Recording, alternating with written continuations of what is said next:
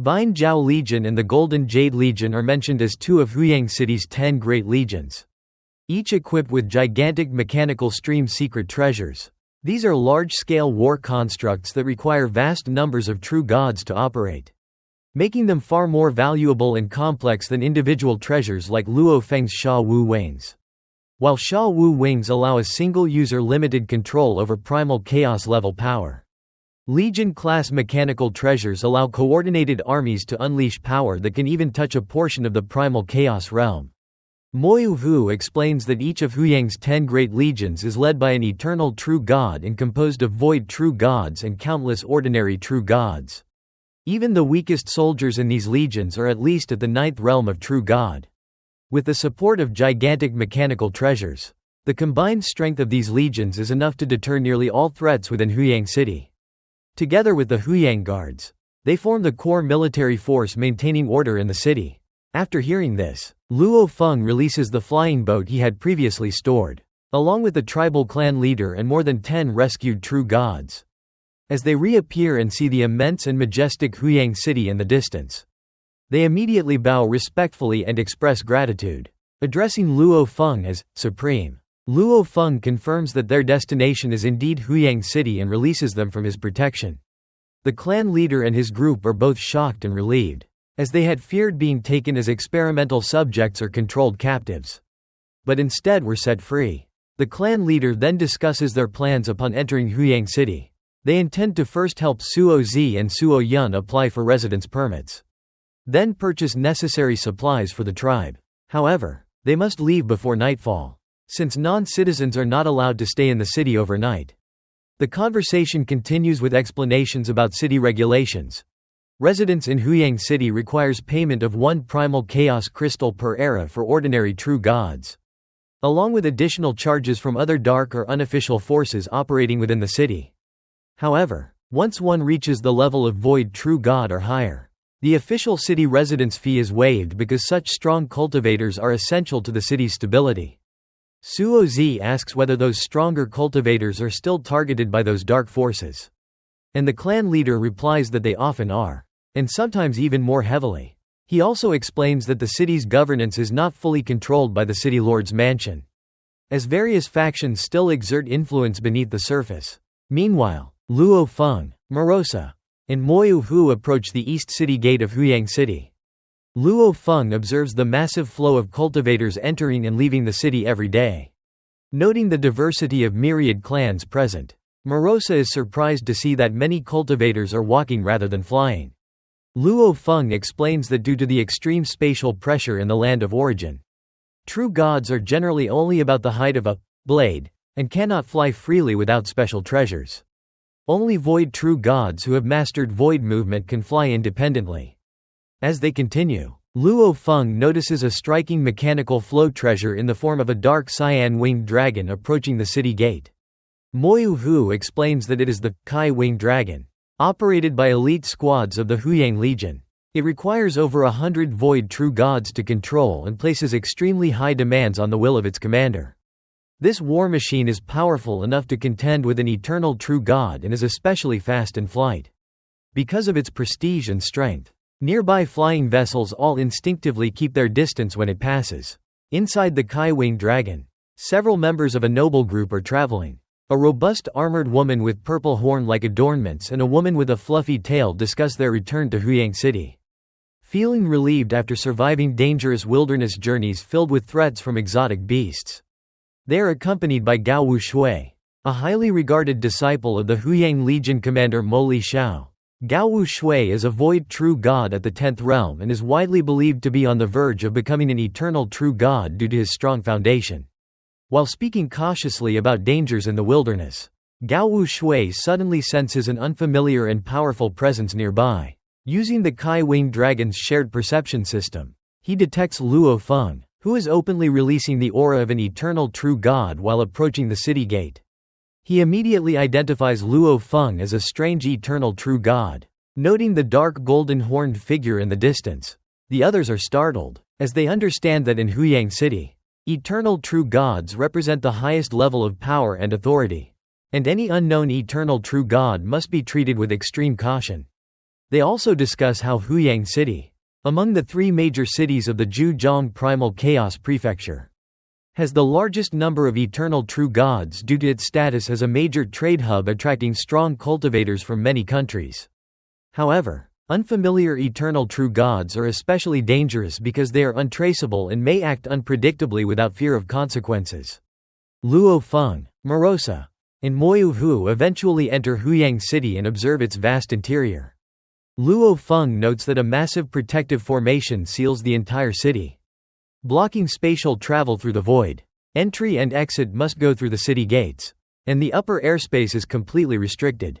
Within the city, all cultivators can only fly at limited speed, preventing rapid escape or large-scale spatial movement. However, enforcement forces like the Huyang Guards and the 10 Great Legions can still traverse the void freely. Moyu Hu further explains that this restriction ensures that criminals cannot easily escape, allowing the guards to quickly suppress disturbances. Although this might seem oppressive, eternal true gods are still able to adapt and operate within the system. When asked by Luo Feng about housing, Moyu Hu leads them to the Primal Chaos Hall, a massive palace responsible for all residence-related matters in Huyang City. The building has 3 levels. The first floor serves ordinary true gods, who can apply for basic housing at low cost. The second floor is for void true gods, who must purchase residences, and the third floor is reserved for eternal true gods. Luo Feng chooses to proceed directly to the third floor with Morosa and Moyu Hu. Inside the Grand Hall, officials immediately recognize him as an eternal true god and respectfully greet him as a divine monarch. Assuming Morosa and Moyu Hu are his attendants, they show deep respect. Luo Feng states that he intends to stay in Huyang City for a period of time and requests accommodation, marking his formal entry into the city's high-level society.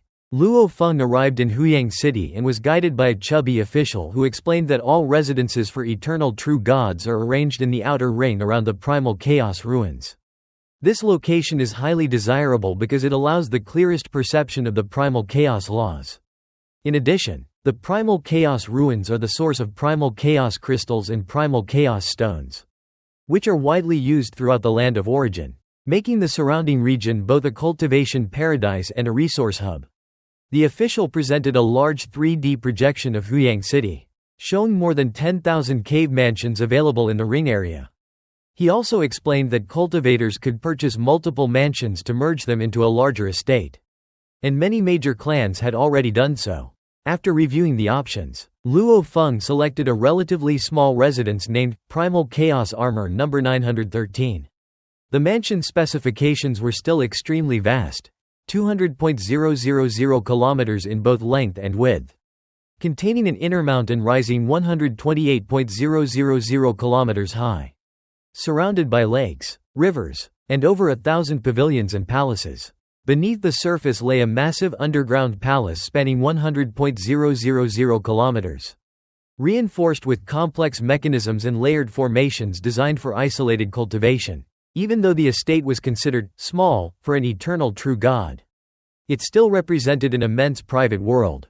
The official reminded him that such a size might feel restrictive for an eternal true god in true body form during cultivation.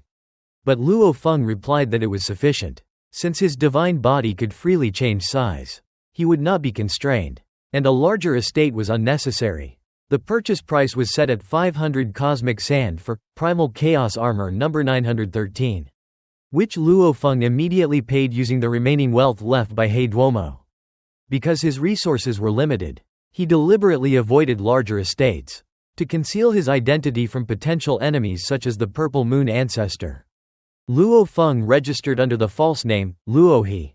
After payment, the transaction was finalized, and he received a command token granting full ownership of the mansion. The officials recorded the information and respectfully escorted him out, later reporting the appearance of this unknown eternal true god to the city authorities. After leaving the hall, Luo Feng thanked Moyu Hu, the guide who had assisted him in navigating Huyang City over the past days. He gave Moyu Hu a communication imprint, allowing him to contact Luo Feng in the future if necessary. Moyu Hu felt both honored and surprised, noting the vast difference between eternal true gods, as Luo Feng neither harmed him nor took his possessions, but instead rewarded him with an opportunity for future contact. Moyu Hu then departed in his flying boat to return home, thinking about his 3 children and hoping to check on their situation, as his recent gains might change their future circumstances. Luo Feng, together with Morosa, then flew directly toward the purchased estate after already identifying its location from the city model. On the way, Morosa asked what name he should use while in Huyang City. Luo Feng instructed him to use the name Luo Sa, which Morosa accepted immediately. After a short flight, they arrived at Primal Chaos Armor number 913. The estate appeared as a vast landscape of mountains exceeding 100.000 kilometers in height, accompanied by waterfalls, rivers, and expansive terrain. Although labeled a small mansion for eternal true gods, it still formed a complete self-contained world. Using the command token, Luo Feng refined the mansion's formation. The underground palace activated, and intricate secret patterns lit up as multiple formation layers combined and evolved.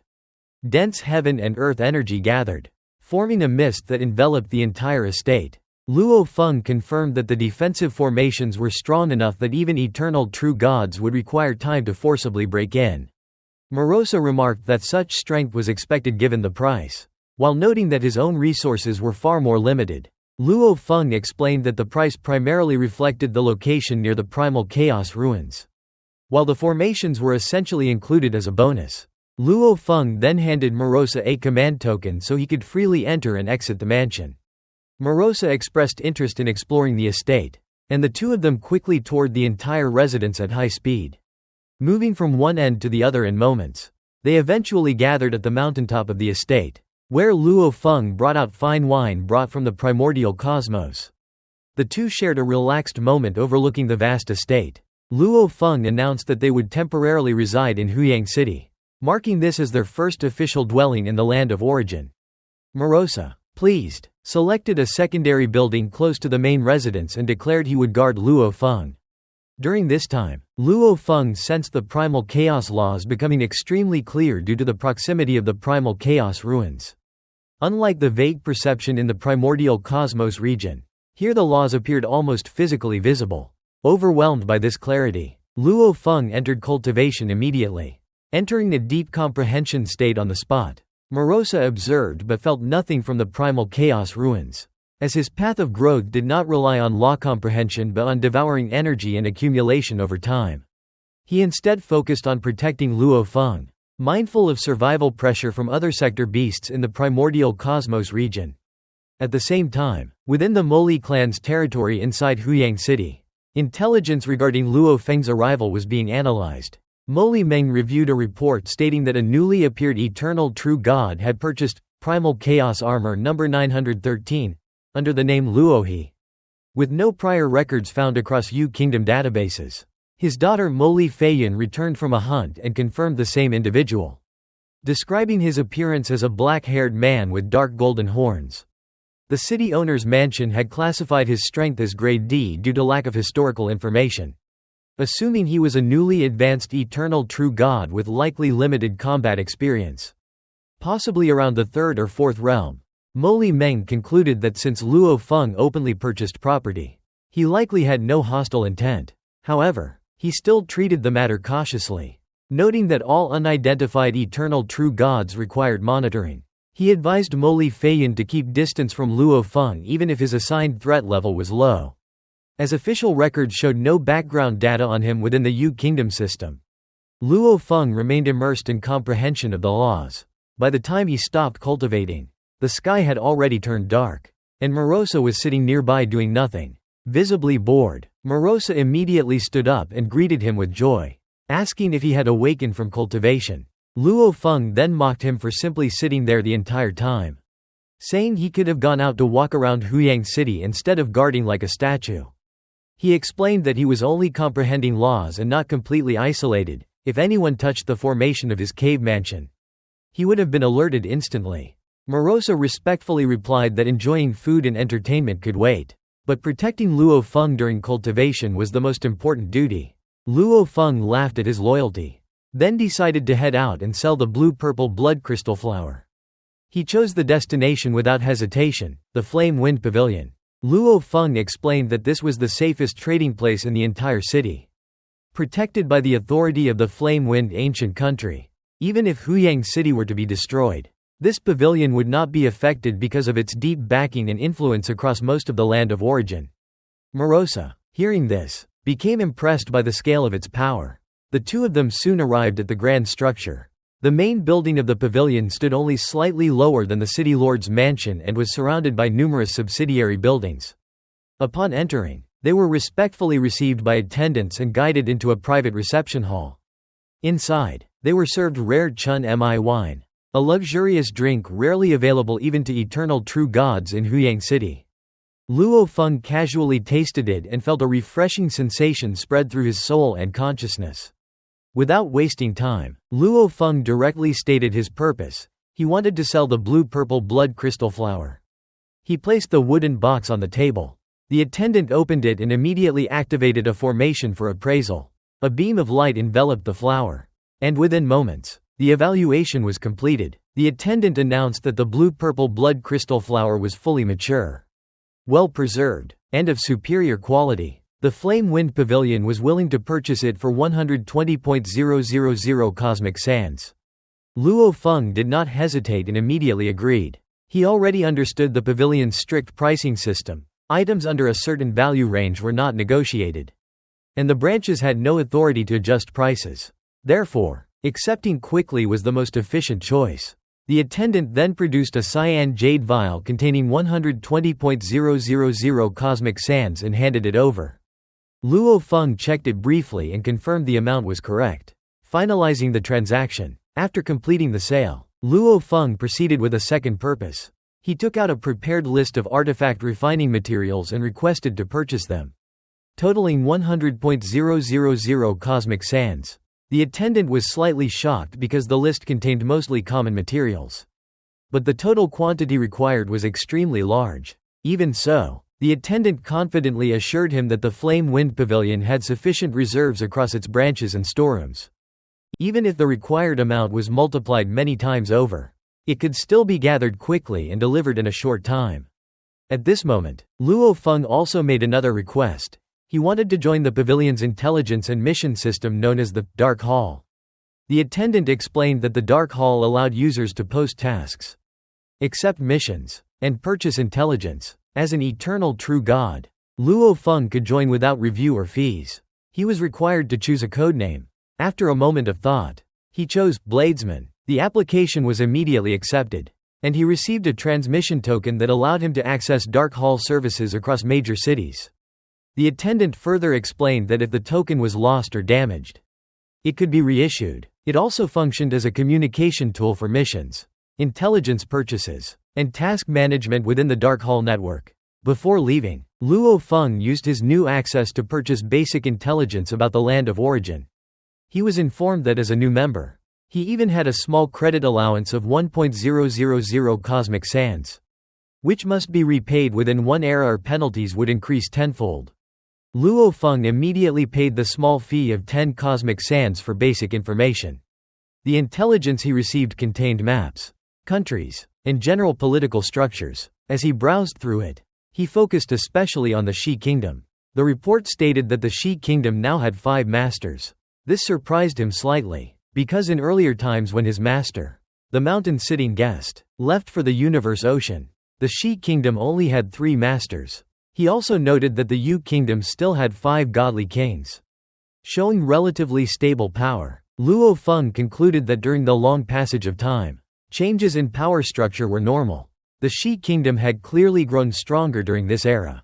However, for him, who was still only an eternal true god, such information had limited impact. He was not yet at the level of godly kings, so these shifts in power were beyond his current reach. While reviewing intelligence, he also browsed the Dark Hall bounty system. He saw various tasks including escort missions, hiring requests, assassination contracts, and intelligence trades. One particular mission shocked him slightly, a bounty targeting the highest commander of the Huyang Legion, Moli Shao, one of the most powerful rulers in the entire city. The attendant calmly explained that as long as someone issued a task, the Flame Wind Pavilion would accept it, even if the target was a godly king.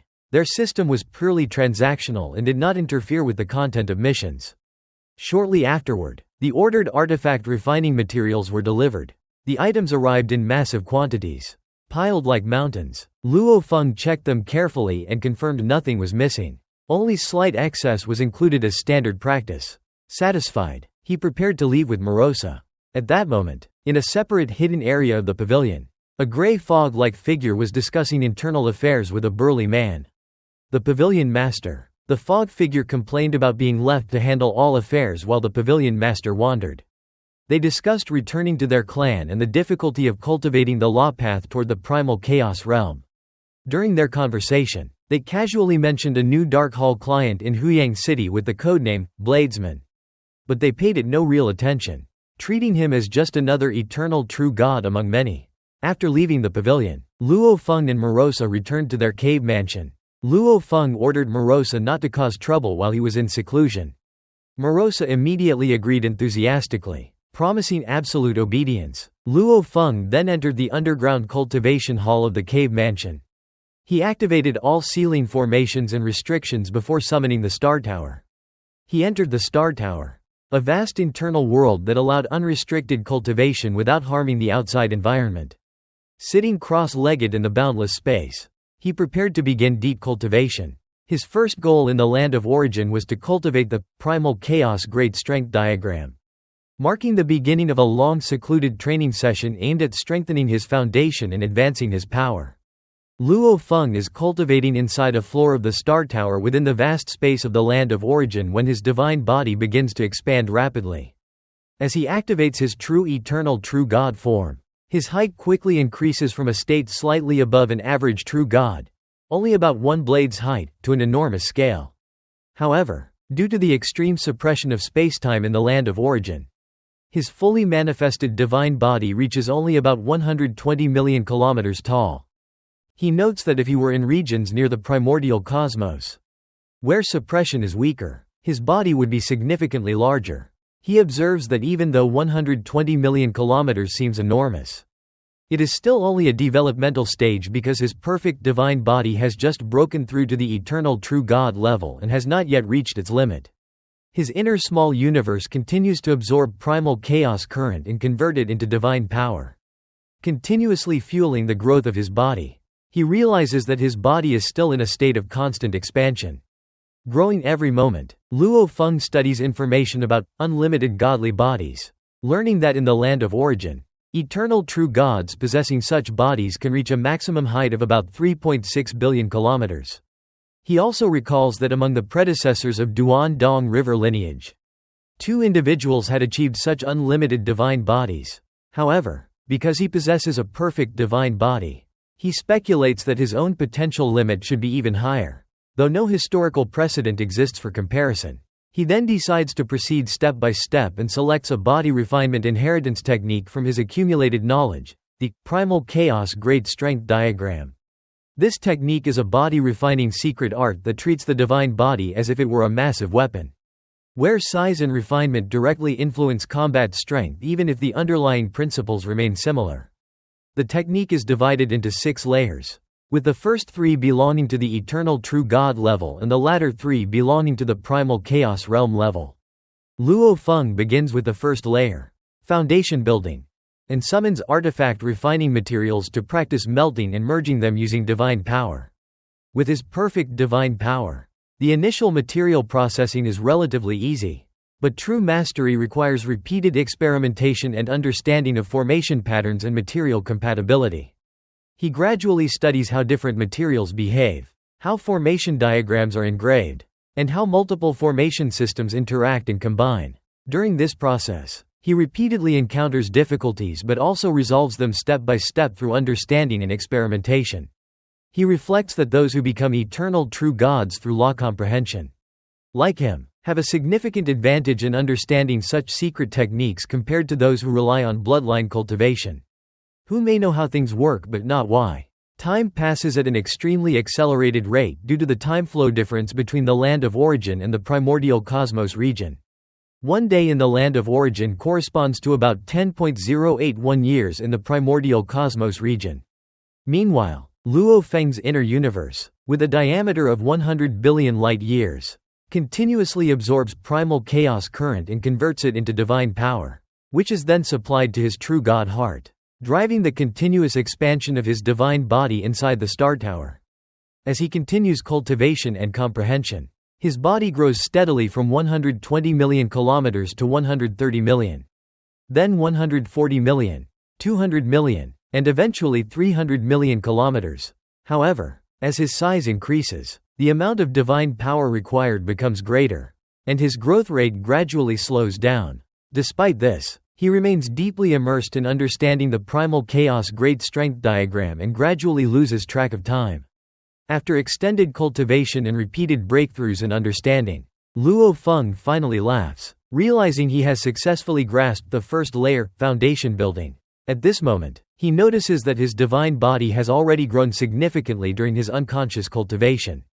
Reaching about 800 million kilometers in height, he recognizes that although this is impressive, it is still far from the theoretical maximum of an unlimited divine body at the eternal true God stage. He decides not to refine his body further immediately because it is still in a growth phase. Refining too early would waste large amounts of precious materials. Instead, he continues exploring other secret techniques, including world-breaking 9 blades, Lai Yuan technique, Duan Mie, donghua, and 9 netherworlds, while also observing the manifestation of primal chaos laws in the nearby primal chaos ruins. These combined insights allow his understanding and strength to improve rapidly due to the interaction of multiple techniques and his exceptional talent. As he continues secluded cultivation, time passes for more than an entire era in the land of origin. During this long period, his small universe continues to absorb energy, and his divine body continues to evolve until it eventually reaches its final limit at the eternal true God stage. At a certain moment, the absorption of primal chaos current slows, and his body growth completely stops. Luo Feng realizes that his divine body has finally reached its maximum growth limit. By sensing it carefully, he confirms that his current height has reached approximately 180 billion kilometers. This value is 5 times the theoretical limit of 36 billion kilometers for an unlimited godly body at the eternal true God level. He also notes that the total quantity of divine power in his body has increased by more than 100-fold compared to normal standards. He further reflects that even in the suppressive environment of the land of origin, his body is already so vast that it surpasses the height of major structures like the walls of Huyang city, which would only reach around his knees. He also understands that although his divine body size is extraordinary, primal chaos overlords who do not possess unlimited godly bodies may still not reach such height, even if they are superior in other aspects such as divine power quality, law comprehension, weapon treasures, and willpower techniques. Despite his massive physical advantage, Luo Feng acknowledges that he is still significantly weaker than true primal chaos overlords in overall combat ability. Their mastery of laws, secret techniques, and accumulated resources far exceeds his current foundation. Realizing this, he decides that since his body has reached its limit, it is time to begin full body refinement using the primal chaos great strength diagram. He then takes out a vast amount of materials stored in the star tower and begins the complex process of refining his entire divine body into a massive secret treasure. Because he has already practiced the first layer extensively, the process proceeds smoothly. Although the scale is unimaginably large, every formation pattern must be carefully inscribed and integrated throughout his entire 180 billion kilometer divine body. The refinement process takes more than 300 days. Even with full understanding of the technique, the sheer size of the body makes the work extremely complicated. Luo Feng maintains precise control over every step, ensuring no errors occur in the formation inscriptions or material fusion process. After completion, the first layer of the primal chaos great strength diagram is successfully integrated into his divine body. However, he realizes that the cost of this refinement is enormous. The materials required for the first layer alone amount to nearly 100,000 cosmic sands. He reflects that even this initial, foundation building, stage consumes nearly all of his prepared resources. And future layers will require exponentially more wealth, potentially reaching millions of cosmic sands. After completing the refinement, he inspects his divine body and confirms that an additional layer of secret treasure structure has been integrated into every part of it, including blood and bones. Although costly, the effect is significant, strengthening his overall foundation. Satisfied with the result, he decides to end his seclusion. Luo Feng packs up the star tower, removes the formation sealing his underground palace, and emerges from his cultivation state. He returns to his cave mansion at night, where the environment is quiet and cold, and Morosa is not initially present. Shortly after, Morosa returns quickly after sensing Luo Feng's emergence from seclusion, flying back excitedly while carrying a jug of wine and a large piece of roasted meat. Expressing anticipation and joy at Luo Feng's return, Luo Feng noticed Morosa drinking wine and eating grilled meat, and teased him for enjoying himself during their journey. Morosa replied that he had been strictly following Luo Feng's orders in Huyang City and suppressing his nature without causing trouble, which made him feel very frustrated. He explained that in Huyang City's chaotic environment of competing powers and frequent conflict, he had been handling problems by lightly injuring opponents to show strength and then forcing them to pay fines, believing this prevented greater bullying. Morosa shared that the local food and wine were special, not for energy but for enhancing senses and even affecting soul consciousness. He presented a jug of wine that cost 3 primal chaos crystals, which Luo Feng tasted and found it nourishing to the soul and unusually pleasant. Morosa then suggested taking Luo Feng to try local cuisine, mentioning he was broke and needed Luo Feng to pay, and led him to the Fire Realm restaurant.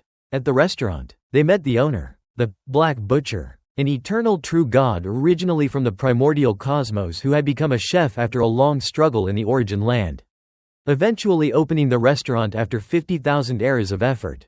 They also encountered Suo Zi, a young man Luo Feng had previously saved, who was now working there as an apprentice cook to earn primal chaos crystals and survive in Huyang City, while his companion Suo Yun worked as a guard for a large family. The Black Butcher prepared his specialty, the Fire Realm Feast, while explaining his background and ambitions. The meal included a central fiery meat dish that could refine the godly body and soul. Luo Feng found the food ordinary at first but was greatly impressed after tasting the main dish, which felt like flames refining his body and spirit, giving a sensation of transformation and comfort. After eating, Luo Feng praised the meal as not bad. Morosa finished the rest enthusiastically. The group discussed cultivation difficulties in the origin land, where even former geniuses from the primordial cosmos struggled, often relying on commerce or dangerous hunting outside the city to earn resources. Luo Feng and Morosa paid 10 primal chaos crystals and left. The Black Butcher, hoping Luo Feng would return as a regular eternal true god customer to attract more business, returned to his goal of expanding the restaurant and improving his chances of further breakthroughs in cultivation. Recognizing how competitive and hidden power-filled Huyang City was,